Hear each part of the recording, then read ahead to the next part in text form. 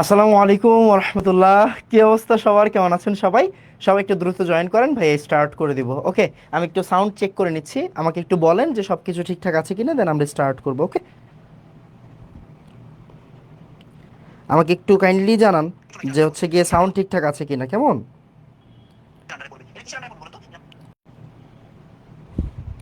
আমাকে একটু বলেন যে সাউন্ড ঠিকঠাক আছে কিনা, আমি দেন স্টার্ট করে দিব। ওকে,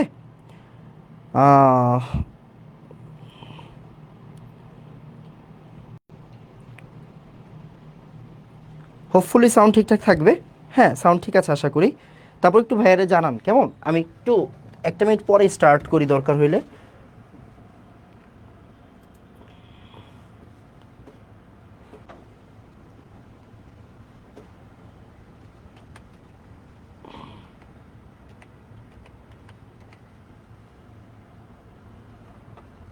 সাউন্ড কি ঠিক আছে বাবা, একটু দেখো তো।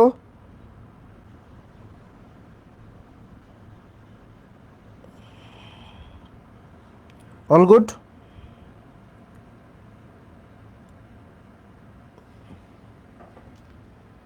সবাই একটু তাড়াতাড়ি জয়েন করো, আমরা স্টার্ট করে দিচ্ছি এখনই। কেমন,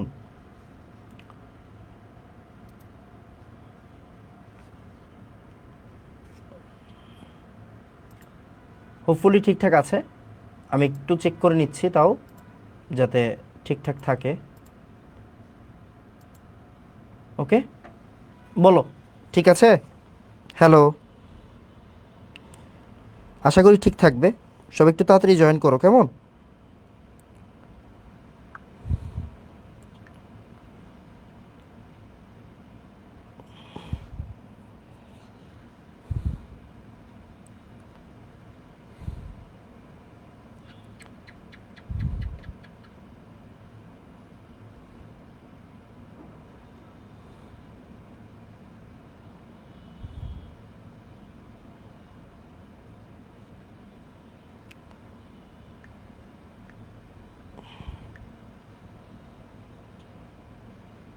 এক সেকেন্ড।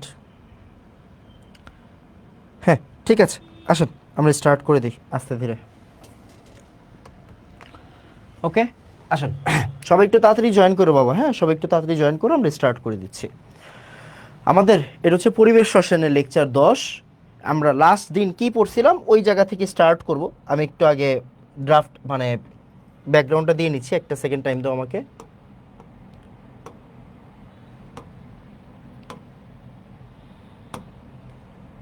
ওকে, আমার ব্যাকগ্রাউন্ড দেওয়া শেষ। এখন হচ্ছে কি আসলে আমরা পড়ালেখা স্টার্ট করব। ওকে, আসো মনোযোগ দিয়ে খেয়াল করো, আমরা লাস্ট দিন যা পড়ছিলাম ওইখান থেকে আসলে মূলত স্টার্ট করব, বুঝছো? আমরা লাস্ট দিন যা পড়ছিলাম ওইখান থেকে মূলত স্টার্টটা করব। দেখো আমরা কোন জায়গা পর্যন্ত পড়ছিলাম, আমরা কোন জায়গা পর্যন্ত শেষ করছিলাম। আমরা দূষক পর্যন্ত পড়ছিলাম, মনে করে দেখো আমরা দূষক পর্যন্ত পড়ছিলাম। আমরা প্রাইমারি দূষক আর সেকেন্ডারি দূষক সবগুলো পড়ছিলাম। ওকে, হ্যাঁ দেখা যাচ্ছে সব, হ্যাঁ দেখা যাচ্ছে। ওকে, আমরা প্রাইমারি দূষক আর সেকেন্ডারি দূষক পর্যন্ত পড়ছিলাম। অ্যান্ড দেন আমাদের কাজ হচ্ছে ওইখান থেকে এরপর থেকে আসলে স্টার্ট করা। তাহলে আসো আমরা হচ্ছে গিয়ে বইটা আগে একটু খুলি, সবাই আস্তে আস্তে। ক্লাস রেগুলার করতে হবে, বুঝছো? হয়তো তোমার পরীক্ষা চলতেছে, বাট দিন শেষে তোমাকে ক্লাস রেগুলার করতে হবে। আসো, এই যে একটু ভালো করে দেখো, মনোযোগ দিও, মনোযোগ দিও। সেটা হচ্ছে এই যে প্রাইমারি বায়ু দূষক আমরা আগের দিন পড়ছি। সংজ্ঞাটা একটু খেয়াল করো, যেসব দূষক তাদের উৎস থেকে নির্গত হয়ে পরিবেশে দূষণ ঘটায় অপরিবর্তিত অবস্থায়, তাদেরকে আমরা বলতেছি প্রাইমারি দূষক। আর সেকেন্ডারি দূষক কি? এক বা একাধিক গ্যাসের সমন্বয়ে মিশ্রিত হয়ে প্রাইমারি দূষকের সাথে মিশে পরিবেশের দূষণ ঘটায়, এগুলো হচ্ছে সেকেন্ডারি বায়ু দূষক। অ্যান্ড প্রাইমারি বায়ু দূষক আর সেকেন্ডারি বায়ু দূষকের A to Z আমরা হচ্ছে আগের দিন লেখাইয়া দিছি, পড়াইয়া দিছি। অ্যান্ড এইখান থেকে কেমন টাইপের প্রশ্ন আসে ওইগুলো কিন্তু ভাইয়া শিখাইছি। কি প্রশ্ন আসে দেখো, ভালো করে চেক করো। এক সেকেন্ড, আমরা আগের দিনের প্রশ্নটাতে যাই। হ্যাঁ, এই যে যেমন দেখো, অলরেডি সেকেন্ডারি বায়ু দূষকের মধ্যে একটা পার্ট হচ্ছে প্যান্স, রাইট? প্যান্স। অ্যান্ড এই প্যান্স কিন্তু আমরা আগের দিন পড়ছি। আমরা আগের দিন পড়ছি, এই যে সেকেন্ডারি বায়ু দূষকের দিকে তাকাও। পারঅক্সি অ্যাসাইল নাইট্রেট বা প্যান্স, এই প্যান্স তৈরির বিক্রিয়া বুয়েট ভর্তি পরীক্ষায় আসছে একবার, মানে 16-17 সেশনে আসছে। ওইটা ভাইয়া সলভ করাই দিছি। এ বাদে এইখান থেকে আপাতত তোমার কোনো কিছু পড়ার দরকার নাই। এই যেমন এখানে বিভিন্ন ধরনের গ্যাসের দূষকের বর্ণনা দেওয়া আছে, যেমন carbon monoxide, carbon dioxide gas, এটার বর্ণনা দেওয়া আছে, এটার বর্ণনা তোমার পড়ার প্রয়োজন নাই। কতটুকু পড়বা, যতটুকু স্লাইডে দেওয়া আছে অতটুকু পড়বা। আগেই বলতেছি যতটুকু স্লাইডে দেওয়া আছে। স্লাইডে কতটুকু দেওয়া আছে দেখো, এক সেকেন্ড দেখাই দিচ্ছি। স্লাইডে কতটুকু দেওয়া আছে অতটুকু পড়বা। এই যে তুমি এই জায়গাটুকু পড়বা, আর কোনো কিছু পড়ার দরকার নেই। যেমন তোমার বইয়ে অনেক বর্ণনা দেওয়া থাকতে পারে, তুমি কি সব পড়বা? পড়বা না। তুমি পড়বা এইখান থেকে carbon monoxide, carbon dioxide gas সম্পর্কে এখানে যা বলা আছে তুমি এতটুকু পড়বা। সালফার ডাইঅক্সাইড, সালফার ট্রাইঅক্সাইড সম্পর্কে এখানে যতটুকু বলা আছে তুমি অতটুকু পড়বা। নাইট্রিক অক্সাইড আর নাইট্রোজেন ডাইঅক্সাইড সম্পর্কে এখানে যতটুকু বলা আছে তুমি অতটুকু পড়বা। আর কোনো কাজ নাই তোমার। ক্লিয়ার? আমি বুঝাইতে পারছি? তোমার বইয়ে অনেক কিছু লেখা থাকতে পারে, তুমি সব কিছু পড়বা না, তোমার সব কিছু পড়ার দরকার নাই। তোমার ঠিক যতটুকু স্লাইডে দিয়ে দিব অতটুকুই পড়বা। এবার আসো, এইবার আসো তোমার বইয়ে এরপরে আর কি দেওয়া আছে একটু ভালো করে তাকাও। এই যে যেমন দেখো, আমরা জানি মানুষের শরীরে কার্বন ডাইঅক্সাইড গ্যাস কিন্তু থাকে, বাট কার্বন মনোক্সাইডকে আমরা বলি নীরব ঘাতক গ্যাস। মানে কার্বন মনোক্সাইড গ্যাস যদি মানুষের শরীরে প্রবেশ করে, মানুষ ধীরে ধীরে মৃত্যুর দিকে চলে যায়। কেন? কারণ এই যে এই জায়গায় দেওয়া আছে, ভালো করে তাকাও। কার্বন মনোক্সাইড গ্যাস ফুসফুসের সাথে চলে গেলে রক্তনালী তা শোষিত করে, মানে শোষিত হয়, এবং রক্তের হিমোগ্লোবিনের ভিতরে কি থাকে? Fe2+ আয়ন থাকে। তোমরা অলরেডি জুলজিতে পড়ছো, পরিপাক ও শোষণের চ্যাপ্টারে ছিল। তাহলে হিমোগ্লোবিনের সাথে, মানে এই যে Fe2+ এর সাথে কার্বন মনোক্সাইড লিগ্যান্ড রূপে কাজ করে। লিগ্যান্ড রূপে যুক্ত হয়ে অক্সি হিমোগ্লোবিন গঠনে বাধা দেয়। Carbon monoxide gas oxy haemoglobin ভেঙে কার্বক্সি হিমোগ্লোবিন গঠন করে, যেটা কিনা আমাদের শরীরের জন্য ক্ষতিকারক। এইখান থেকে তুমি সর্বোচ্চ একটা অনুধাবনমূলক প্রশ্ন পাইতে পারো, না পাওয়ার চান্স সবচেয়ে বেশি। জাস্ট একটু দেখে রাখবা, রিডিং পড়ে রাখবা, আর কোনো কিছু পড়ার দরকার নেই। ওকে, এই যে এবার দেখো sulphur dioxide, sulphur trioxide gas এখানে দেওয়া আছে। এগুলোকে বলা হয় ফ্লু গ্যাস। এগুলোকে কি বলা হয়? ফ্লু গ্যাস বলা হয়। সো একটু সুন্দর করে দেখো, এই জায়গায় সব কিছু পড়ার দরকার নেই, জাস্ট মাথায় রাখবা নাকে ও চোখে জ্বালা তৈরি করে, শ্বাসনালীতে প্রদাহ এবং ব্রঙ্কাইটিস ও হাঁপানির রোগের সৃষ্টি হয়। তোমাকে জাস্ট অল্প কিছু পড়তে হবে। যেমন একটু পরে আমরা এফজিডি প্ল্যান্টের বিক্রিয়া দেখব, ওই এফজিডি প্ল্যান্টের বিক্রিয়াগুলো তোমার লাগবে। এ বাদে কোনো কিছু দরকার নাই। এইখান থেকে তুমি কি পড়বা? ভাইয়া সালফার ডাইঅক্সাইড, সালফার ট্রাইঅক্সাইড এরা কি? এরা হচ্ছে দূষক। সালফার ডাইঅক্সাইড হচ্ছে প্রাইমারি দূষক, সালফার ট্রাইঅক্সাইড হচ্ছে সেকেন্ডারি দূষক। এদেরকে বলা হয় ফ্লু গ্যাস। এদেরকে কি বলা হয়? ফ্লু গ্যাস বলা হয়। ডান? এতটুকু ডান। অ্যান্ড তুমি কি পড়বা? নাকে ও চোখে জ্বালা তৈরি করে, শ্বাসনালীতে প্রদাহ তৈরি করে, ব্রঙ্কাইটিস ও হাঁপানি রোগের সৃষ্টি করে। তোমাকে এতটুকু জিনিস পড়তে হবে, আর কোনো জিনিস পড়ার দরকার নাই। ক্লিয়ার কথা? ওকে, এরপরে আসো। এই যে আবার সেম, এখানে নাইট্রিক অক্সাইড আর নাইট্রোজেন ডাইঅক্সাইড আছে। তোমাকে অল্প কিছু জিনিস জানতে হবে। যেমন নাইট্রিক অক্সাইড হচ্ছে বর্ণহীন নিরপেক্ষ গ্যাস, এই কথাটা তোমার জানতে হবে। নাইট্রোজেন ডাইঅক্সাইড হচ্ছে বাদামি কালারের অম্লীয় গ্যাস, এতটুকু জানতে হবে। এ বাদে এখানে যা লেখা আছে তোমার পড়ার দরকার নাই। কেন ভাই? তুমি পড়লেও মনে রাখতে পারবা না, আর এখান থেকে প্রশ্নও আসে না। ঠিক যেইখান থেকে প্রশ্ন আসবে অতটুকু জিনিস আমারে পড়তে হবে, আর কোনো কিছু পড়ার দরকার নাই। এরপরে এখানে প্যান্স তৈরির বিক্রিয়া দেওয়া আছে। প্যান্স তৈরির বিক্রিয়া আমি তোমাকে দুইটা বিক্রিয়া দেখাইছি প্যান্স তৈরির, মনোযোগ দিও। আগের ক্লাসের পড়াটা একটু রিভিশন দিচ্ছি। দেখো প্যান্স তৈরির দুইটা বিক্রিয়া দেখানো হয়েছে।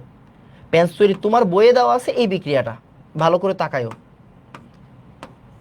এই যে তোমার বইয়ে দেওয়া আছে এই বিক্রিয়াটা, আমি তোমাকে এটা দেখাইছি। অ্যান্ড আমি তোমাকে বলছি প্যান্স তৈরির বিক্রিয়া বুয়েট রিটেনে আসছে, বুয়েট 16-17-তে আসছে। তো তুমি কোন বিক্রিয়াটা দেখাবা? তুমি দেখাবা এই যে ভাইয়া এইখানে শিখাই দিছি এই বিক্রিয়াটা দেখাবা, যে প্রথমে প্রোপানন বা কিটোন সূর্যের আলো উপস্থিতিতে ফ্রি রেডিকেল তৈরি করবে, মিথাইল ফ্রি রেডিকেল, আর CH3CO ফ্রি রেডিকেল তৈরি করবে। এই CH3CO ফ্রি রেডিকেলের সাথে অক্সিজেন যুক্ত হবে, এখানে পারঅক্সি ফ্রি রেডিকেল তৈরি হবে। এই পারঅক্সি ফ্রি রেডিকেলের সাথে যদি NO2 ফ্রি রেডিকেল যুক্ত হয়, তখন এখান থেকে প্যান্স তৈরি হবে। তুমি এই বিক্রিয়াটা উল্লেখ করবা খাতার ভিতরে যদি অ্যাডমিশন টেস্টে আসে। আমি তোমাকে এতটুকু পর্যন্ত পড়াই দিছি আগের দিন। এবার একটু মনোযোগ দিও।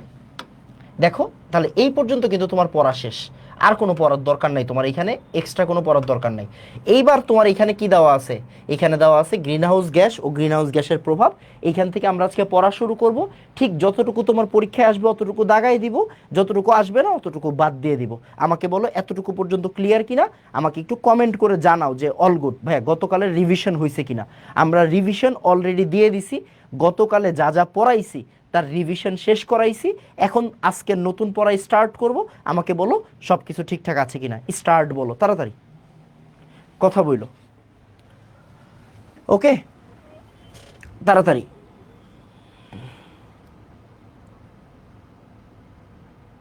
সব পড়ার দরকার নাই, ঠিক যতটুকু পড়বা অত, মানে যতটুকু লাগবে অতটুকু পড়বা,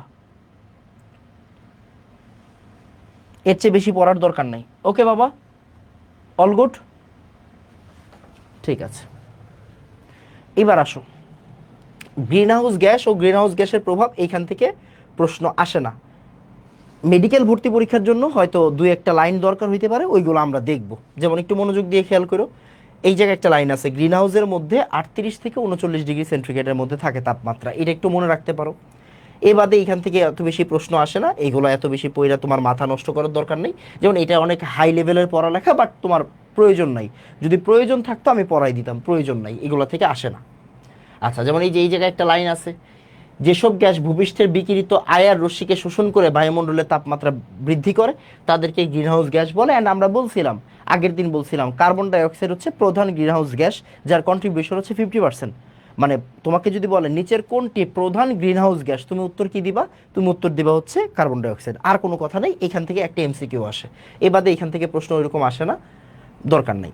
এবার আসো, এই যে দেখো এই জায়গাটা সুপার ইম্পর্টেন্ট, এই জায়গা থেকে প্রতি বছর প্রশ্ন আসে, প্রতি বছর প্রশ্ন আসে। সো এই জায়গাতে ইভেন সিকের ওয়েটে একবার প্রশ্ন আসছে, এই জায়গা থেকে সিকের ওয়েটে একবার প্রশ্ন আসছে। সো এই যে এই কত গুণ, এগুলোর দরকার নাই, তুমি শুধু এতটুকু মনে রাখবা, এগুলো সিকের ওয়েটেও একবার প্রশ্ন আসছে। আমরা এই টপিকটা কেন পড়তেছি বলো? আগেই বলে নিছি, এই জায়গাটা আমরা পড়তেছি কেন, এই জায়গাটা আমরা পড়তেছি কেন বলো? এই জায়গাটা আমরা পড়তেছি, আমাদের অ্যাডমিশন টেস্টে এখান থেকে প্রশ্ন আসে, এই জন্য। সিম্পল কথা, নাইলে পড়তাম না, রাইট? আসো, খুব মনোযোগ দিও। এখানে কয়েকটা গ্যাসের নাম বলা আছে, অ্যান্ড ওই যে বায়ুতে তাপমাত্রা বৃদ্ধিতে ভূমিকা, মানে গ্রিন হাউস গ্যাস তৈরিতে কন্ট্রিবিউশন, সোজা হিসাব। কার্বন ডাই অক্সাইড হচ্ছে, এখানে আমরা বলবো কার্বন ডাই অক্সাইড গ্যাসকে প্রধান গ্রিন হাউস গ্যাস, প্রধান গ্রিন হাউস গ্যাস, যার কন্ট্রিবিউশন কয় পার্সেন্ট? 50%। আর বাদ বাকি কোনো কিছু জানার দরকার নেই। মিথেন 19%, সিএফসি 16%, ওজন 8%, নাইট, এই যে N2O, এটার নাম কিন্তু নাইট্রিক না, এটার নাম হচ্ছে নাইট্রাস অক্সাইড, লাফিং গ্যাস। হ্যাঁ, নাইট্রাস অক্সাইড বা লাফিং গ্যাস ফার্স্ট পেপারে পড়াইছি, এটা হচ্ছে লাফিং গ্যাস। ওকে, আর জলীয় বাষ্প থাকে 2%। সো তুমি এই পার্সেন্টগুলো একটু ভালো করে দেখবা, সিকে রুয়েটে হুবহু প্রশ্ন আসছিল, 5টা গ্যাসের নাম বলা আছে অ্যান্ড পার্সেন্টেজগুলো জিজ্ঞাসা করছিল। সো মিথেন 19%, তারপরে সিএফসি গ্যাস 16%, ওজন 8%। এবার একটু মনোযোগ দিও, তোমাকে বুয়েট রিটেনে প্রশ্ন আসতে পারে, বুয়েট রিটেনে প্রশ্ন দিতে পারে। কয়েকটা গ্যাসের নাম দিয়ে দিলাম, লেটস সে আমি নাম দিয়ে দিলাম কার্বন ডাই অক্সাইড, ওজোন, জলীয় বাষ্প, সিএফসি, মিথেন। এখন আমি তোমাকে বললাম প্রধান গ্রিনহাউস গ্যাসগুলোকে চিহ্নিত করো বা সিরিয়াল করো, প্রধান গ্রিনহাউস গ্যাসগুলোকে সাজাও। বুয়েট ফিটেনে ছোট্ট একটা প্রশ্ন আসতে পারে 2 নাম্বারের জন্য। তোমরা জানো তুমি যদি বুয়েটের প্রশ্ন ব্যাংকগুলো খোলো, বুয়েটের প্রশ্ন ব্যাংকে দেখবা বিভিন্ন চ্যাপ্টার থেকে মিক্স করে 5টা ছোট প্রশ্ন দেয়। যেমন একটার প্রশ্নের নাম্বার যদি 10 থাকে, তাহলে ওই একটা প্রশ্নের আন্ডারে 5টা ছোট প্রশ্ন দেয়, 2 নাম্বার করে, 2 নাম্বার করে 5টা ছোট প্রশ্ন দেয়, তাহলে 10। তুমি যতগুলো অ্যান্সার করতে পারবা অতগুলো নাম্বার পাবা, যতগুলো খালি রাখবা অতটুকু নাম্বার পাবা না, সিম্পল কথা।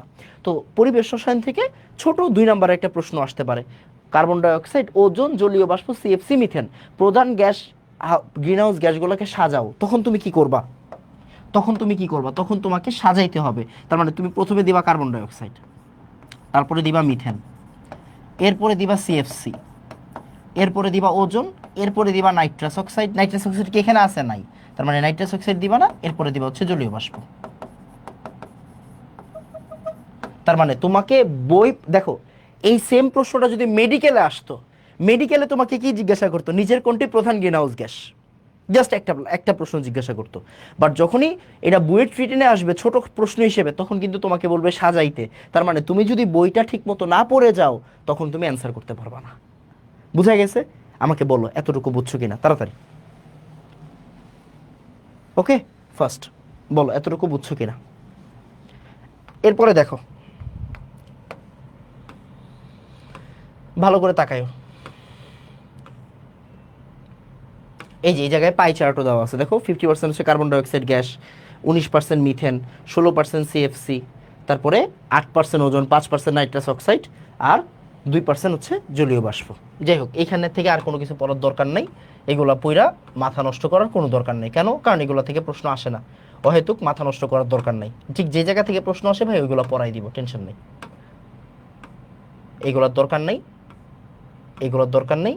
এই যে সামনে দরকার, আসতেছে আসতেছে ভাই আসতেছে, এক সেকেন্ড, এখানে আসতেছে। এই যে দেখো, এইখানে এইখান থেকে পড়ালেখা আছে সিএফসির ব্যবহার ও ওজোন স্তর ক্ষয়। এইখান থেকে বেশ ভালো প্রশ্ন আসে। ঢাকা ভার্সিটির রিটেনে আসতে পারে, বুয়েট রিটেনে আসতে পারে। সিএফসির মাধ্যমে ওজোন স্তর ক্ষয় বিক্রিয়া সহ উল্লেখ করো, আসতে পারে। সো এই জিনিসটা তোমাকে পড়ে যাইতে হবে। আর বিভিন্ন ধরনের সিএফসি গ্যাস লেখা শিখতে হবে। সো আসো আমরা ওইটা হচ্ছে গিয়ে এখন চেক করব। মনোযোগ দিও, আমাদের এটার জন্য একটু হেল্প নিতে হবে। আগের দিনের স্লাইডে সব কিছু দেওয়া ছিল, আমি জাস্ট একটু দেখাই দিব তোমাকে। মনোযোগ দিও, দরকারি আলোচনা আছে এখানে।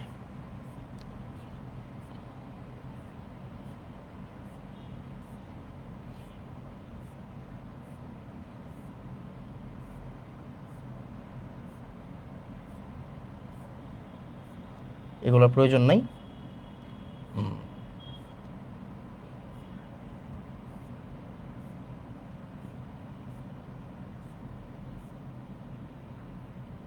আচ্ছা, এগুলো একটু পরে দেখাচ্ছি, হ্যাঁ।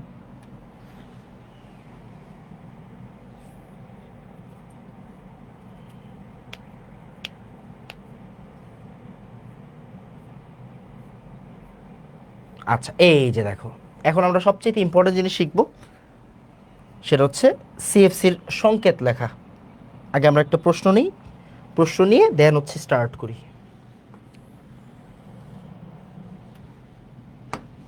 এই যে এটা হচ্ছে একটা প্রশ্ন, বুয়েট 3-4-এ আসছে।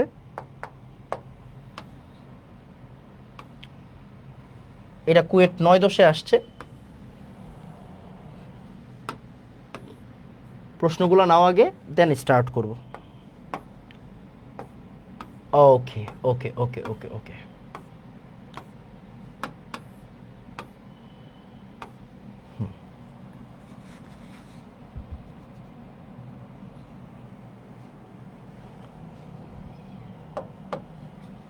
ভালো করে তাকাও, একটু সুন্দর করে লেখো। টপিকের নাম দাও, টপিকের নাম দাও হচ্ছে সিএফসি সংকেত লেখা।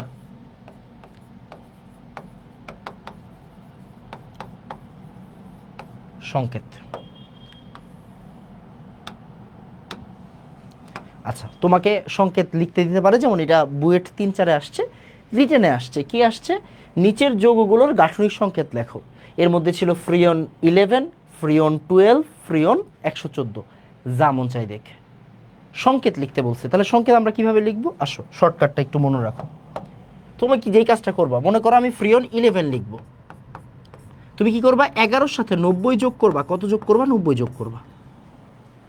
11-র সাথে 90 যোগ করবা। 90 যোগ করলে কি হবে দেখি কি হয়।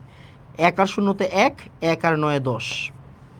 ওকে, অ্যান্ড এই যে যেই ভ্যালুটা তুমি পাবা, যেই ভ্যালুটা তুমি পাবা, সেটাকে এইভাবে নাম দিবা, সি এইচ এফ। এইটার নাম হচ্ছে এইরকম, সি এইচ এফ। এইটা দ্বারা কি বোঝায় আমার বোঝার দরকার নেই, আমি একটু পরে বুঝবো। আসো, এখান থেকে তুমি বুঝবা যে ভাইয়া এখানে কার্বন আছে কয়টা? কার্বন আছে একটা, তাহলে কার্বন একটা দাও, দিলাম। কার্বনের হাত কয়টা? 4টা। এখানে হাইড্রোজেন আছে কয়টা? 0টা, মানে হাইড্রোজেন নাই এখানে। ফ্লোরিন আছে কয়টা? একটা, তাহলে এক হাতে একটা ফ্লোরিন দাও। তাহলে বাকি 3 হাতে কি হবে? বাকি 3 হাতে কি হবে? এক সেকেন্ড, বাকি 3 হাতে কি হবে? বাকি 3 হাতে হবে ক্লোরিন। শেষ। এটি হচ্ছে CFC11। ওকে, তাহলে তোমাকে যদি বলে ফ্রিয়ন 11 আর কি। এখন তোমাকে যদি বলে ফ্রিয়ন 12,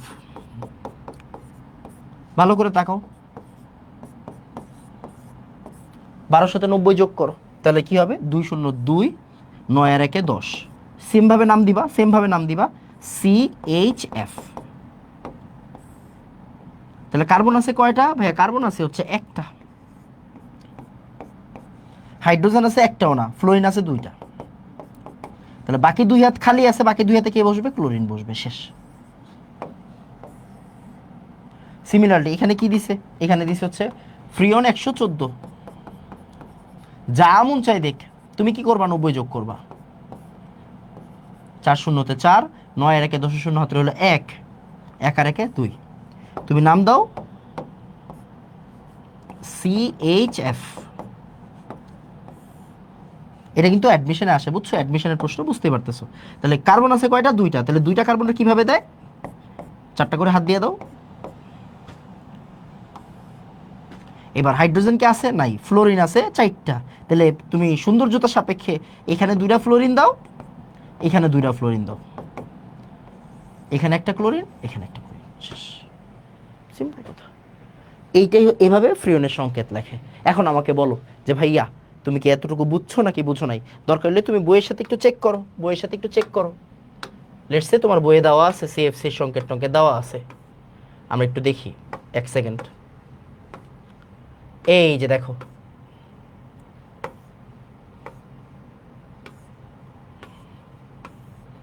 কই গেল এটা? হ্যাঁ, এই যে একটু ভালো করে তাকাও, এই যে দেখো, ভালো করে এদিকে আসো, এদিকে আসো, দেখো CFC11, মানে ফ্রিয়ন 11 যেটাকে বলতেছি, ফ্রিয়ন 11 CFCl3, দেখো তো মিলে কিনা? CFCl3, CFCl3। আবার ফ্রিয়ন 12 যেটা CF2Cl2, দেখো তো CF2Cl2 মিলে কিনা? CF2Cl2। এবার ফ্রিয়ন 113 তুমি একটু করো তো, বলো তো কত আসবে? ফ্রিয়ন 113 তুমি করবা, ফ্রিয়ন 113 তুমি করো। তুমি কি করবে? 113 সাথে 90 যোগ করবা, দেন স্ট্রাকচার নিজে বানাবা। বানাও, বলো কত আসে, বলো তাড়াতাড়ি, বলো। 113 সাথে 90 যোগ করে যা আসে ওইটা দিয়ে সংকেত বানাও, দেখি পারো কিনা।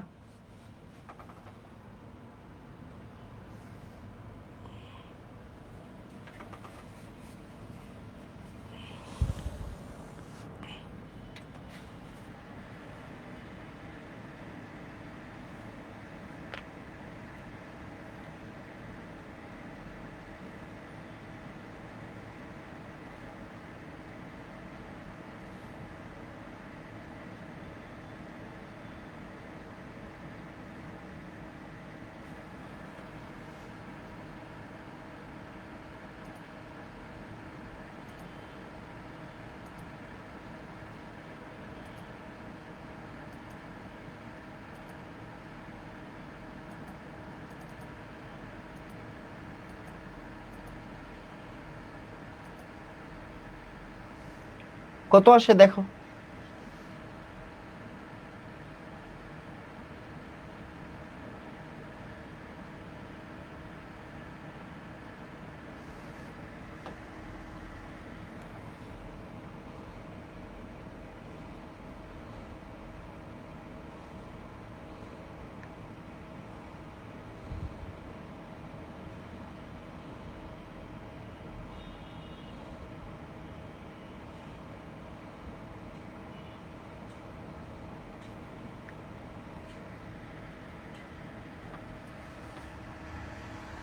ওকে, কত আসছে দেখো, না পারলে করে দিই, আসো। তাহলে 0 3-তে 3, 9 আর 1 10 0 হাতে রইলো 1, 1 আর 1 2। তাহলে এবার আসো, এটা কত? CHF। এবার ভালো করে দেখো, কার্বন কয়টা আছে? 2টা আছে।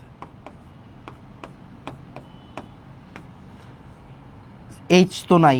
F কয়টা আছে? 3টা আছে। তাহলে ওরে 2টা F দাও, ওরে একটা F দাও, বাকিগুলোতে ক্লোরিন বসাই দাও। তাহলে কত আসে দেখো। এটা আমরা বলতে পারি এরকম CFCl2, CFCl2, CF2Cl। এটা হচ্ছে ফ্রিয়ন 113। এবার মিলায় দেখো, ফ্রিয়ন 113, এই যে দেখো CF2Cl CFCl2, CF2Cl CFCl2, মিলছে না মিলে নাই? এখন বলো ভাইয়া তুমি কি বুঝছো নাকি বুঝো নাই, তাড়াতাড়ি বলো। এখন কি তুমি সংকেত লিখতে পারবা? দেখো অ্যাডমিশনে যতটুকু আসবে অতটুকু পড়বা, বইও হাজার যা মন চায় লেখা থাকুক, বইয়ে অনেক কিছুই লেখা থাকবে, সব কিছু কেন তোমার পড়তে হবে, তাই না? বলো, বলো পারবো নাকি পারবো না বলো।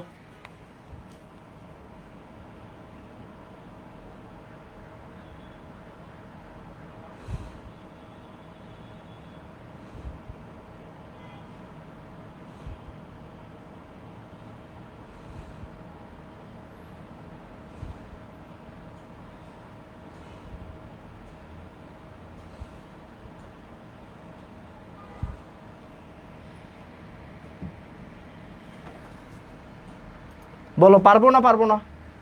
এখন আশা করি পারবো।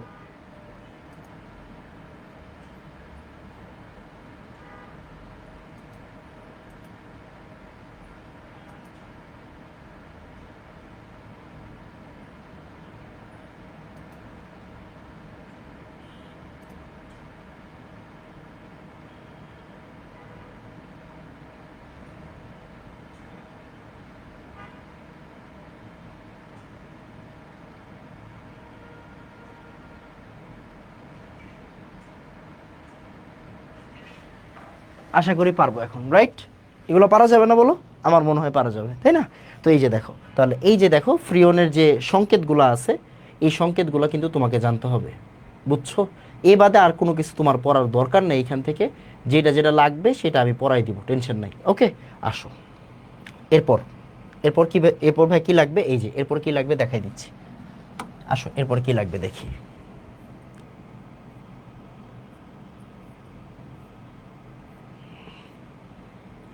এই যে দেখো ফ্রিয়ন প্রস্তুতি, এই দেখো ক্লোরোফ্লোরোকার্বন প্রস্তুতি লাগবে। প্রস্তুতির মধ্যে ফ্রিয়ন 11 প্রস্তুতি আসতে পারে, ফ্রিয়ন 12 প্রস্তুতি আসতে পারে। এটা কই আসছে এটাও দেখাই দিই, রুয়েট 5-6 আসছে, রুয়েট 5-6 আসছে। সো ফ্রিয়ন 11 ফ্রিয়ন 12 প্রস্তুতির একটু শিখে রাখো, কাজে দিবে।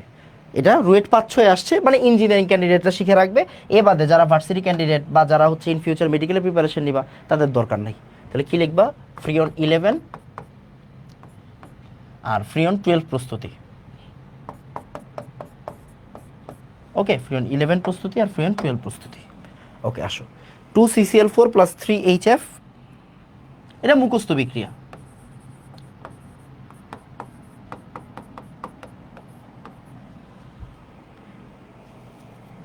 CFCl3 CF2Cl2 3HCl।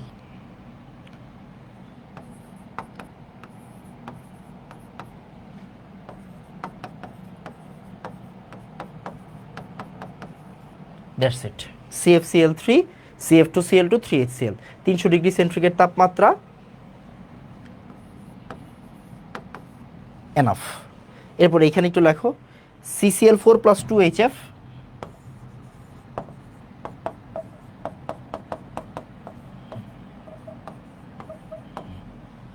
SbCl2 প্রভাবক, CCl2F2 আর 2HCl।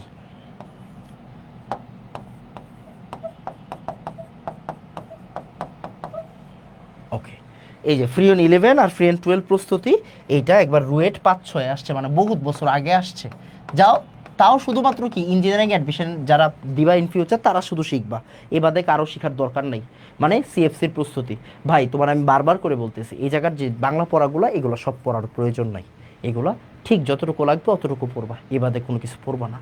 সি, একটু তাড়াতাড়ি নোট করো, ফ্রিয়ন 12 আর 11, ফ্রিয়ন 11 আর 12। দেখো ফ্রিয়ন 12 মানে কি? CCl2F2, একটু আগে কি তুমি লিখছো না? CCl2F2, CCl2F2, এটা কি ফ্রিয়ন 12। আর ফ্রিয়ন 11 কত? ফ্রিয়ন 11 CFCl3, এই যে দেখো CFCl3, CFCl3, দ্যাটস ইট, শেষ।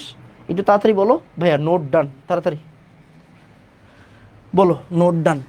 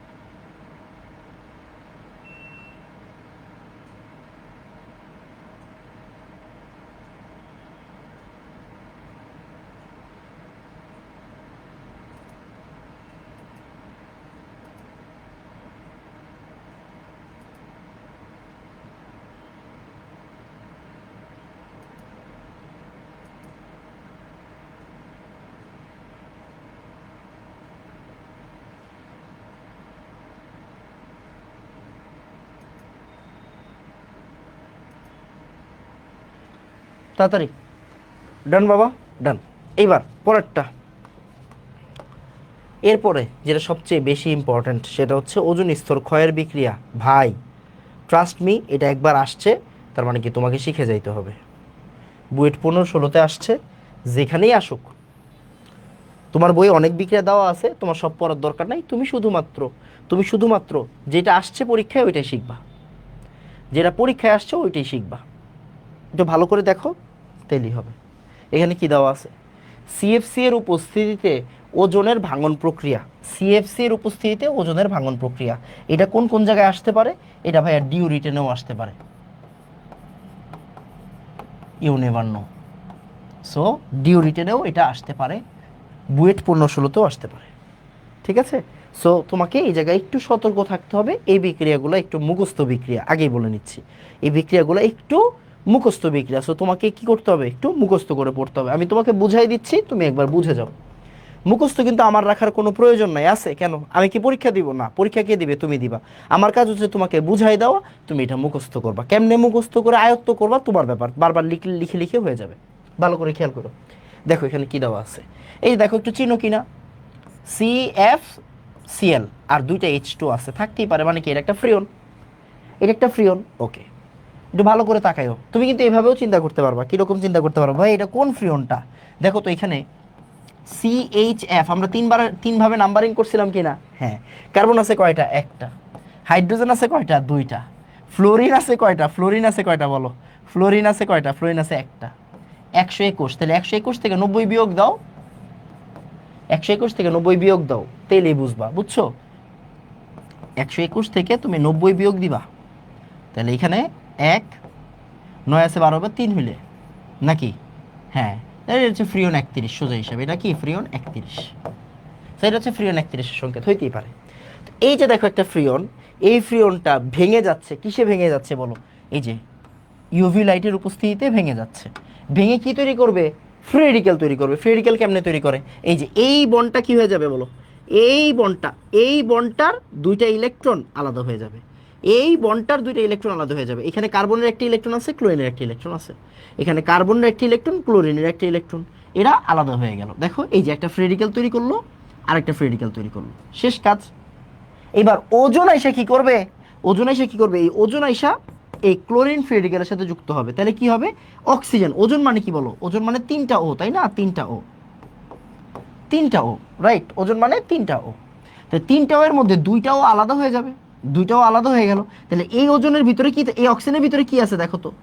এই অক্সিজেনের ভিতরে কি স্টিল 2 হাতের 2টা ইলেকট্রন আছে কি না? আছে। তাহলে O2 তো বাদ হয়ে গেল, O2 বাদ হয়ে গেল। তাহলে Cl এর সাথে Cl free radical, Cl free রেডিক্যালের সাথে যখন একটা বন্ডে থাকবে, তাহলে একটা বন্ড তৈরি করতে তো 2টা ইলেকট্রন লাগে। একটা বন্ড তৈরি করতে কয়টা ইলেকট্রন লাগে? 2টা ইলেকট্রন লাগে। তাহলে ClO একসাথে হয়ে গেল, আর এই যে অক্সিজেনের ফ্রি রেডিক্যালটা এখানে থাকে, ClO ফ্রি রেডিক্যাল। ফাইন। এবার কি হবে? এই অক্সিজেনের সাথে উৎপন্ন হওয়া অক্সিজেনের সাথে আবার Cl ফ্রি রেডিক্যাল আসবে, তাহলে এখান থেকে কি তৈরি হইলো?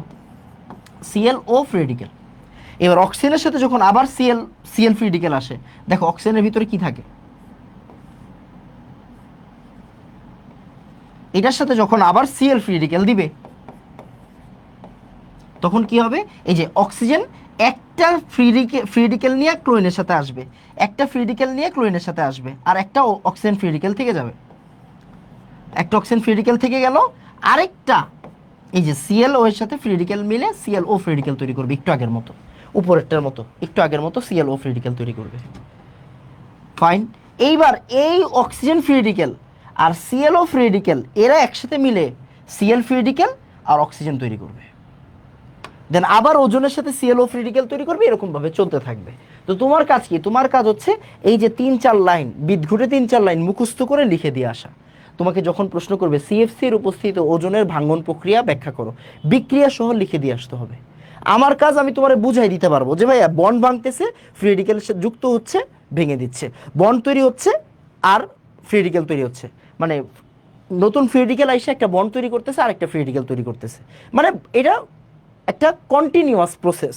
তোমাকে 3-4টা লাইন লিখে দিয়ে আসতে হবে। হ্যাঁ, তুমি বলতে পারো ভাই আমি আরেকটা বইয়ে পড়ছি, আরেকটা বইয়ে তো এরকম ভাবে দেওয়া আছে, দেওয়া থাকতেই পারে, এই যে আরেকটা বই এইভাবে দেওয়া থাকতে পারে। তোমার কাছে যেইটা সহজ মনে হয় তুমি ওইটা উল্লেখ করে দিয়ে আসবা, তোমার কাছে যেইটা সোজা মনে হবে তুমি ওইটা উল্লেখ করে দিয়ে আসবে। এই যে এই জায়গায় আরেকটা দেওয়া আছে, এই জায়গায় আরেকটা দেওয়া আছে, ঘুরে ফিরে সবই সেম।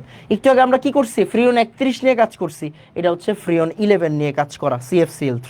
তাহলে CFCl3 ভেঙে গেলে এই যে CFCl2 আর Cl ফ্রি রেডিক্যাল, কার্বন আর ক্লোরিন ভেঙে গেছে। আবার ভালো করে তাকাও, উপরের লাইনটা থেকে এখানে 2 নাম্বার লাইন না হলেও চলবে, এটা আরেকটা ফ্রি, এটা আরেকটা ফ্রিয়ন দেখানো হয়েছে, 2 নাম্বার লাইন বাদ দাও। এবার 3 নাম্বার লাইনে আসো, এই ক্লোরিন ফ্রি রেডিক্যালটা কি ওজনের সাথে বিক্রিয়া করে এই যে ClO ফ্রি রেডিক্যাল আর অক্সিজেন তৈরি করবে, একটু আগে শিখাইছি। অক্সিজেন দুইটা O ফ্রি রেডিক্যাল তৈরি করতে পারে, এবার ClO আর O মিলে কি করবে, Cl ফ্রি রেডিক্যাল আর অক্সিজেন তৈরি করবে। আবার ClO ফ্রি রেডিক্যাল ওজনের সাথে বিক্রিয়া করে Cl ফ্রি রেডিক্যাল অক্সিজেন তৈরি করবে। মানে তুমি বুঝতেই পারতেছো সেম বিক্রিয়া, সেম লাইন আবার রিপিট হচ্ছে, তুমি যে কোনো একটা দিয়ে দেখাইলেই হবে, যে কোনো একটা দিয়ে দেখাইলেই হয়ে যাবে। তোমার এই যে এইটা উল্লেখ করার কোনো প্রয়োজন নাই, বুঝছো, এইটা উল্লেখ করার কোনো প্রয়োজন নাই। তুমি এই যে 1 নাম্বার লাইন, এই যে এই 4টা 5টা লাইন তোমাকে উল্লেখ করে দিয়ে আসতে হবে। যদি তোমাকে বলে CFC এর মাধ্যমে ওজন ভাঙন প্রক্রিয়া ব্যাখ্যা করো, এটা ডিউ রিটেনে আসবে, এটা অলরেডি বুয়েট রিটেনে আসছে, তুমি দেখছো। সো আমার কাজ হচ্ছে পড়াই দেওয়া, আর কিচ্ছু না। তুমি আমাকে বলো যে ভাইয়া একটু সুন্দর করে নোট করে আমাকে বলো, ভাইয়া নোট ডান, তাড়াতাড়ি একটু তাড়াতাড়ি বলো ভাইয়া নোট ডান ফার্স্ট। কথা বইলো ভাইয়া, হ্যাঁ কথা বইলো।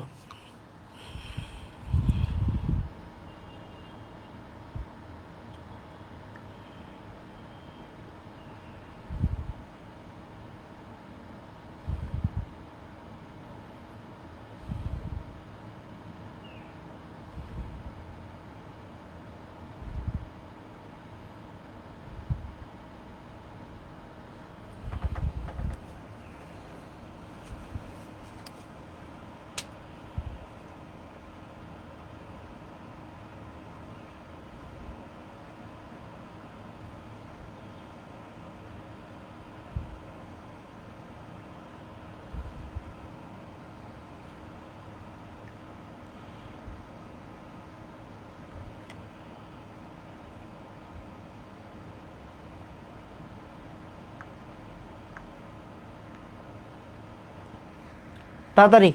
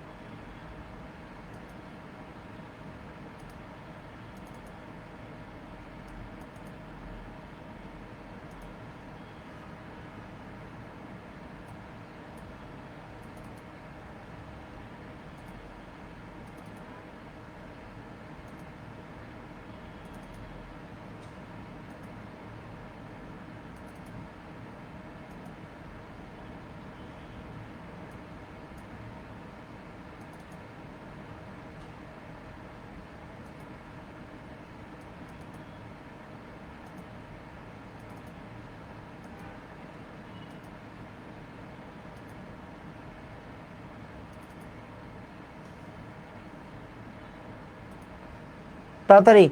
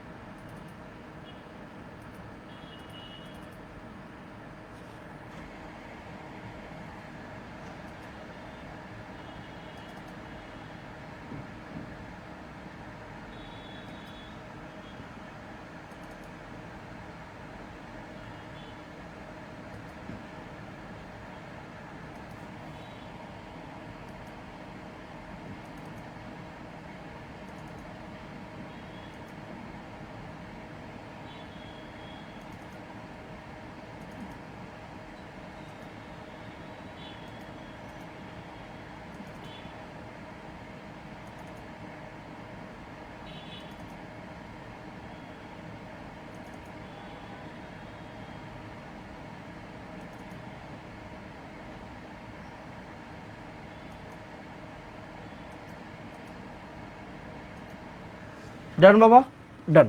এবার আসো পরেরটা।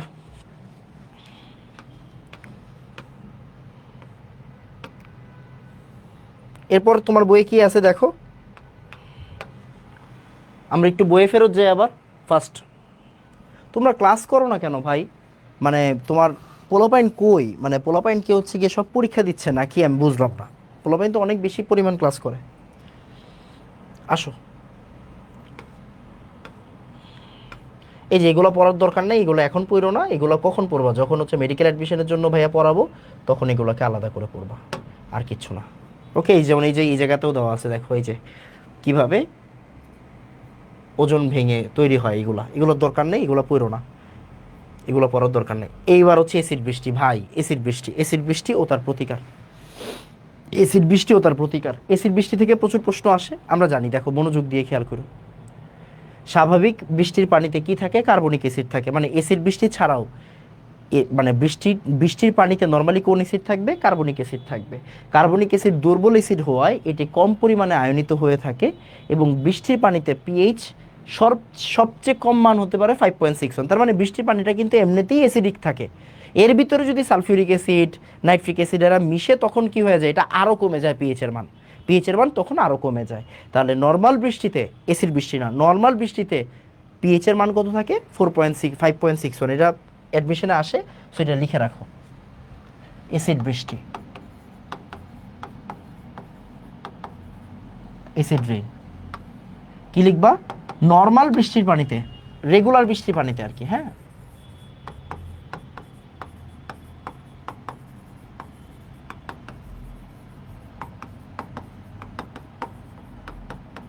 রেগুলার বৃষ্টির পানির পিএইচ কত? 5.61। রেগুলার বৃষ্টির পানির পিএইচ কত হবে বলো? 5.61 হবে। এটা একটু লিখে রাখো, এরপরে ভালো করে তাকাও, এগুলোর দরকার নাই। এই যে দেখো, কার্বন ডাই অক্সাইড পানি, এটা কিন্তু আমরা রক্তের বাফারের সময় পড়ছিলাম, মনে আছে কিনা? কার্বন ডাই অক্সাইড পানির সাথে মিশে কার্বনিক অ্যাসিড তৈরি করে, অ্যান্ড এই কার্বনিক অ্যাসিড আবার ভেঙে H+ আর বাইকার্বনেট আয়ন তৈরি করে। এবার আসো, বায়ুমণ্ডলে অধক্ষেপণ বৃষ্টিতে পিএইচ এর মান 5.6 এর কম হলে ওইটা অ্যাসিড বৃষ্টি। মানে কি? যখন অ্যাসিড বাড়তে থাকবে তখন পিএইচ এর মান কি ওইটা থাকবে নাকি কমে যাবে? যদি অ্যাসিড প্রবেশ করতে থাকে তখন পিএইচ এর মান কি হয়ে যাবে? কমে যাবে। মানে H+ বাড়তে থাকা মানে কি? পিএইচ কমে যাওয়া। যখন পিএইচ এর মান কম হবে ওইটাকে আমরা কি বলবো? অ্যাসিড বৃষ্টি। এন্ড ভালো করে তাকাও, অ্যাসিড বৃষ্টির কারণ হচ্ছে মনুষ্য সৃষ্টি বায়ু দূষণ ক্রিয়া। অ্যাসিড বৃষ্টির মূলে 3 ধরনের অ্যাসিড আছে, একটা হচ্ছে সালফিউরিক অ্যাসিড, সালফিউরাস অ্যাসিড আর নাইট্রিক অ্যাসিড। আর যা প্রাইমারি বায়ু দূষক সালফার ডাই অক্সাইড ও নাইট্রোজেনের অক্সাইড থেকে উৎপন্ন হয়। ক্লিয়ার? এবার আসো, অ্যাসিড বৃষ্টির পিএইচ কত হবে? 5.6 থেকে 3.5 এর মধ্যে থাকবে। তার মানে সুন্দর করে লেখো, অ্যাসিড বৃষ্টির পিএইচ এর রেঞ্জ কি?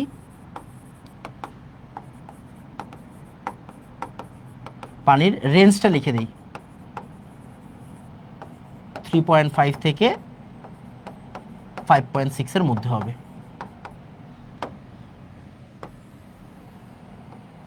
এটা হচ্ছে রেগুলার বৃষ্টির পানির পিএইচ কি হবে? 5.61। আর অ্যাসিড বৃষ্টি কি হবে? আরো কমে যাবে। কেন? কারণ অ্যাসিড বাড়তেছে। এবার অ্যাসিড বৃষ্টির জন্য দায়ী অ্যাসিড কোনগুলা?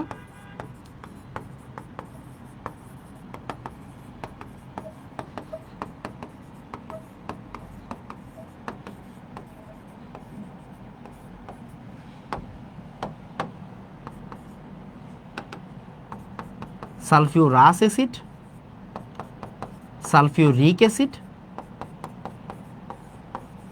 আর নাইট্রিক অ্যাসিড। অ্যাসিড বৃষ্টির জন্য দায়ী অ্যাসিড কোনগুলো? সালফিউরাস অ্যাসিড, সালফিউরিক অ্যাসিড আর নাইট্রিক অ্যাসিড। এবার আমাকে একটু বলো, অ্যাসিড বৃষ্টির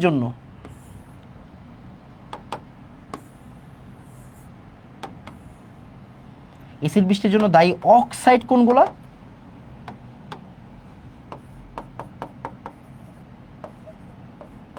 এখানে কোনটা কোনটা দিছে? সালফার ডাইঅক্সাইড দিছে, শুধু সালফার ডাইঅক্সাইডের সাথে সালফার ট্রাইঅক্সাইডও লিখে রাখো। NOx, NOx দেওয়ার অর্থ কি? NOx দেওয়ার অর্থ হচ্ছে ভাই, নাইট্রোজেনের তো 5টা অক্সাইড আছে। কয়টা অক্সাইড আছে? 5টা অক্সাইড আছে। NO হইতে পারে, N2O হতে পারে, N2O3, N2O5 ওইগুলোও হতে পারে। আপাতত NOx দেওয়া মানে কি? NO2, N2O5, এই যে এরা হচ্ছে অ্যাসিড বৃষ্টির জন্য দায়ী অক্সাইড।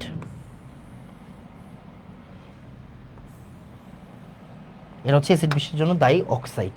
ভালো করে তাকাও, এইটা শুধুমাত্র সেকেন্ডারি অক্সাইড, এটা কি সেকেন্ডারি অক্সাইড, সরি সেকেন্ডারি বায়ু দূষক। এই যে এই জায়গার যেগুলো আছে, এই জায়গায় হচ্ছে গিয়ে তোমার এই যে এরা হচ্ছে সেকেন্ডারি বায়ু দূষক, এরা সেকেন্ডারি, বাকিগুলো হচ্ছে প্রাইমারি। কিন্তু হ্যাঁ প্রাইমারি, তো ওরা প্রাইমারিটা দিয়ে দিছে, সালফার ডাইঅক্সাইড দিছে, নাইট্রিক অক্সাইড দিছে আর কি। তো নাইট্রিক অক্সাইড ডিরেক্ট না বলে NOx বলছে। NOx বলা মানে কি, নাইট্রোজেনের অক্সাইড। NOx এই কথাটা বলার অর্থ কি, নাইট্রোজেনের অক্সাইড। NOx এই কথাটা বলার অর্থ কি, নাইট্রোজেনের অক্সাইড। NOx মানে নাইট্রোজেনের অক্সাইড। ওকে, এবার আসো, এটা একটু সুন্দর করে নোট করো ভাইয়া, তাড়াতাড়ি নোট করো, সুন্দর করে, সুন্দর করে নোট করবা। এগুলো হচ্ছে সেকেন্ডারি, আর এগুলো হচ্ছে, বাকিগুলো হচ্ছে প্রাইমারি। সালফার ডাইঅক্সাইড প্রাইমারি, এগুলো হচ্ছে প্রাইমারি। N2O এর কথা বলা নাই বইয়ে, বাট NO হচ্ছে বলা আছে, প্রাইমারিতে বলা আছে। N2O প্রাইমারি বলা নাই, এটা প্রাইমারি বলা আছে, এটা প্রাইমারি। একটু সুন্দর করে নোট করো তাড়াতাড়ি। ভাইয়া পড়ায় এত মজা পাইতে হবে, তোমরা যদি না থাকো তো কেমনে মজা পাবো?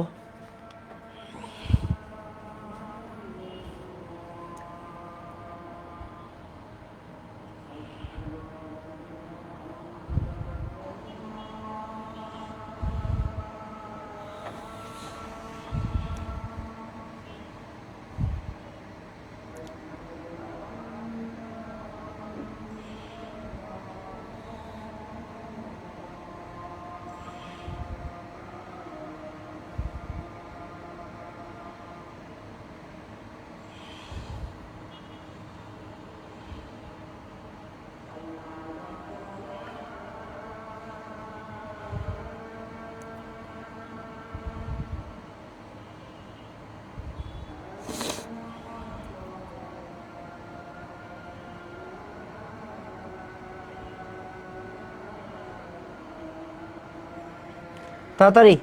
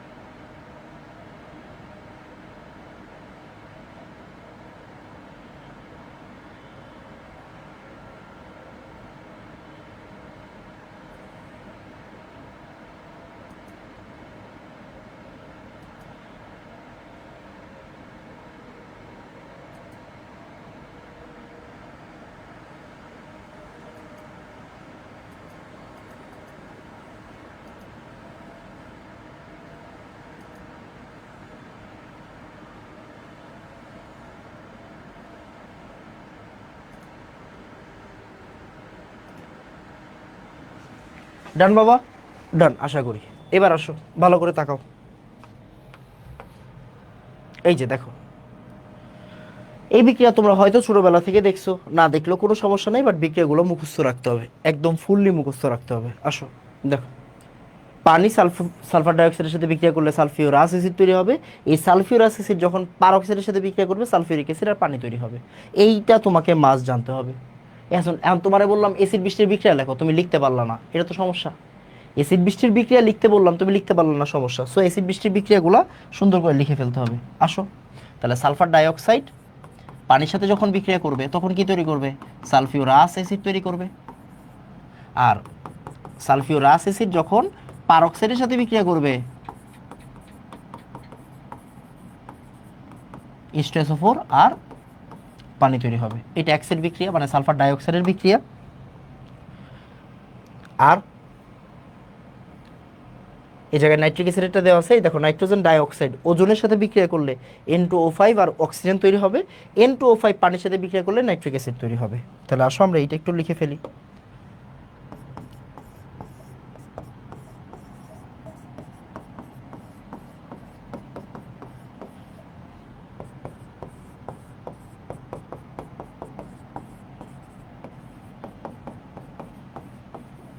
সমতা করে ফেলো, সমতা করে ফেলো, উপরে সমতা করা আছে, রাইট?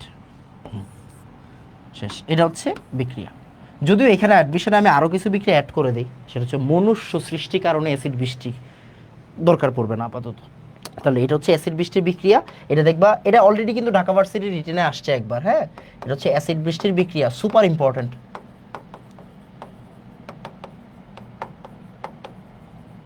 অ্যাসিড বৃষ্টির বিক্রিয়া সুপার ইম্পর্টেন্ট, বুঝছো? Super important. সো এগুলো তোমার পড়ে যাইতে হবে, এগুলো না পড়ে কিন্তু যাওয়া যাবে না। তুমি কি বুঝতে পারতেছো? এগুলো না পড়ে যাওয়া যাবে না। ক্ষতিকর এই যে প্রভাব টভাব এগুলো পড়ার দরকার নেই, এগুলা থেকে প্রশ্ন আসবে না। এইখানে একটা কথাবার্তা বলা আছে, এক সেকেন্ড। এই যে উৎপন্ন সবল অ্যাসিড, আচ্ছা এগুলোর দরকার নেই আপাতত, এগুলো মুখস্থ রাখতে পারবা না, প্রয়োজন নাই, এগুলোর দরকার নেই। প্রতিকার এই যে এই জায়গাটা ইম্পর্টেন্ট, এফজিডি প্ল্যান্টের বিক্রিয়া সুপার ইম্পর্টেন্ট। এফজিডি প্ল্যান্টের বিক্রিয়া পর্যন্ত পড়াবো আজকে। এফজিডি প্ল্যান্টের বিক্রিয়া পড়াইলেই দেখবা মোটামুটি তোমার কাজ শেষ। এরপরে আসলে আমাদের কি শুরু হয়েছে, দাঁড়াও এক সেকেন্ড, ওইটা একটু দেখাই দিই। এই যে অ্যাসিড বেসেরিক জিনিসপত্র, এগুলো আমরা ফার্স্ট পেপারে পড়ছি, সমস্যা নেই। ওকে, এই যে এইবার এই জায়গাটার বিক্রিয়াগুলো তোমার পড়তে হবে। আমার কাজ হচ্ছে তোমাকে এগুলো বুঝাই দেওয়া, আমি তোমাকে বুঝাই দিব। এফজিডি প্ল্যান্টের বিক্রিয়া অলরেডি অ্যাডমিশন টেস্টে একবার আসছে, সো এগুলো অ্যাডমিশন টেস্টে আসতে পারে। এফজিডি প্ল্যান্টের বিক্রিয়া ইঞ্জিনিয়ারিং অ্যাডমিশনে যারা প্রিপারেশন নিবা, ইঞ্জিনিয়ারিং প্রিপারেশন নিবা তাদের জন্য ইম্পর্টেন্ট, এ বাদে পড়তে হবে না। যারা ইঞ্জিনিয়ারিং প্রিপারেশন নিবা তারা, তাদের জন্য লাগবে, এ বাদে লাগবে না। আসো একটু পড়াই দিই, ভালো করে তাকাও।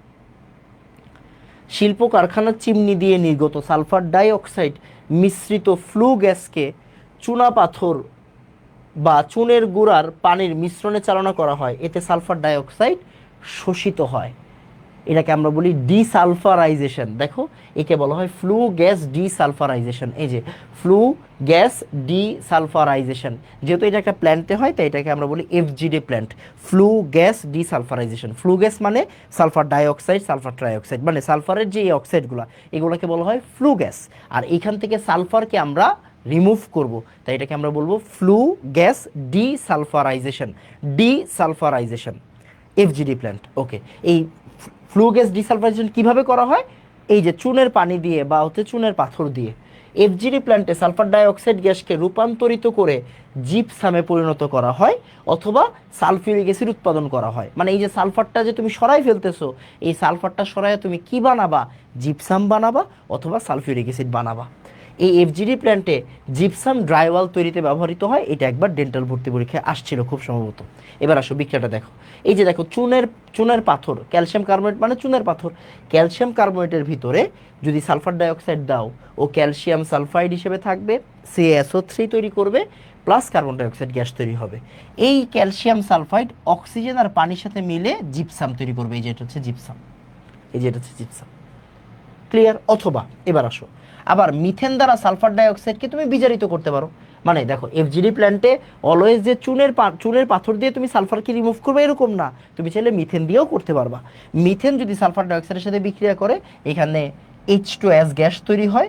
এই তারপরে H2S গ্যাস এবং H2S গ্যাস ও সালফার ডাইঅক্সাইডের মিশ্রণকে FeO2 দ্বারা বিজারিত করে সালফিউরিক অ্যাসিড উৎপাদন করা যায়। মানে এই যে দেখো, Fe2O3 এই জায়গায় দেওয়া আছে না, দেওয়া থাকবে, এই জায়গায় ওই বিক্রিয়া দেওয়া নাই, আচ্ছা না দেওয়া থাকলে না দেওয়া থাকলে নাই, তোমাকে এই দুইটা লাইন মনে রাখতে হবে। তাহলে এফজিডি প্ল্যান্টের, তোমাকে যদি আমি বলি বিক্রিয়া, এফজিডি প্ল্যান্টের বিক্রিয়া, এটা শুধুমাত্র কাদের জন্য লাগবে বলো? ইঞ্জিনিয়ারিং এডমিশনের জন্য লাগবে এফজিডি প্ল্যান্টের বিক্রিয়া। তাহলে ফার্স্টে কি করবা? ক্যালসিয়াম কার্বোনেটের সাথে সালফার ডাইঅক্সাইডের বিক্রিয়া দিবা, এখান থেকে ক্যালসিয়াম SO3 তৈরি হবে, সাথে কার্বন ডাইঅক্সাইড তৈরি হবে। ওকে, এরপর এই ক্যালসিয়াম সালফেট অক্সিজেন আর পানির সাথে বিক্রিয়া করবে।